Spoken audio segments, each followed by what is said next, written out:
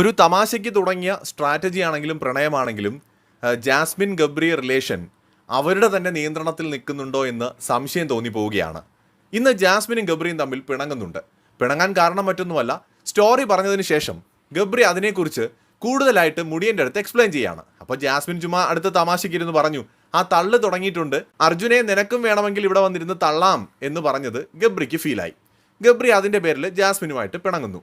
അപ്പോൾ ഇനി നീ എൻ്റെ അടുത്ത് സംസാരിക്കേണ്ട, എനിക്ക് നിന്നോട് സംസാരിക്കാൻ താല്പര്യമില്ല എന്ന് പറഞ്ഞ് ഗബ്രി എണീറ്റ് പോകുന്നു. ജാസ്മിൻ പുറകെ പോയി കോംപ്രമൈസ് ചെയ്യാൻ നോക്കുമ്പോഴും ജാസ്മിൻ്റെ അടുത്ത് ഇതേ ഡയലോഗ് തന്നെ ഗബ്രി പറയുന്നു. ജാസ്മിന് ഫീലാവുന്നു, ജാസ്മിൻ പിണങ്ങുന്നു. ഇനി മേലാൽ നീ എന്നോട് സംസാരിക്കാൻ വരരുത് എന്ന് പറഞ്ഞിട്ട് ജാസ്മിനും പോയി കിടന്ന് മൂടി പുതച്ച് കിടക്കുന്നു. സമയം 12:30. ഇന്നത്തെ എപ്പിസോഡിലാണിത് കാണുന്നത്.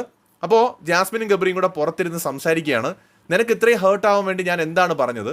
ഞാൻ എൻ്റെ ഫ്രണ്ട്സിൻ്റെ അടുത്തൊക്കെ പറയുന്ന പോലെ ഒരു തമാശ പറഞ്ഞതല്ലേ, നീ അതിനെ ആ സെൻസിൽ എടുക്കുന്നതിന് പകരം എന്നോട് സംസാരിക്കാൻ താല്പര്യമില്ലെന്നല്ലേ പറഞ്ഞത് എന്ന് ജാസ്മിൻ ചോദിക്കുന്നു. ഞാൻ നിന്നോട് ഇപ്പം സംസാരിക്കാൻ താല്പര്യമില്ല എന്ന് പറഞ്ഞു എന്നാണ് ഗബ്രി പറയുന്നത്. ഒടുവിൽ ജാസ്മിൻ അവിടെ ഇരുന്ന് കരയുന്നുണ്ട്. ഗബ്രി പറയുന്നുണ്ട്, നീ ഇങ്ങനെ ഇരുന്ന് കരയുന്നതാണ് എനിക്ക് കൂടുതൽ പ്രശ്നമാവുന്നതെന്ന് പറയുന്നു. അപ്പോൾ ജാസ്മിൻ പറയുന്നു, ഇനി ഞാൻ കരയുന്നില്ല എന്ന് പറഞ്ഞ് കണ്ണീരൊക്കെ തുടച്ചവിടെ ഇരിക്കുന്നുണ്ട്. നീ ഓക്കെ ആവ് എന്ന് പറയുന്നുണ്ട്. പെട്ടെന്ന് രണ്ടുപേരും ചേർന്ന് കെട്ടിപ്പിടിക്കുന്നുണ്ട്. രണ്ടുപേരും ഇമോഷണലി ബ്രേക്ക് ഡൗൺ ആവുന്നുണ്ട്. എനിക്ക് തോന്നുന്നത് രണ്ടുപേരും തമാശയ്ക്കോ അല്ലെങ്കിൽ ഒരു ഗെയിം സ്ട്രാറ്റജിയോ ആയിട്ട് തുടങ്ങിയ സൗഹൃദം പലപ്പോഴും അവർക്ക് നിയന്ത്രിക്കാൻ കഴിയാത്ത വിധത്തിൽ ഒരു സ്നേഹബന്ധമായി മാറുന്നു എന്ന് തന്നെയാണ്. കൂടുതൽ ലൈവ് അപ്ഡേറ്റുകളുമായി വീണ്ടും കാണാം.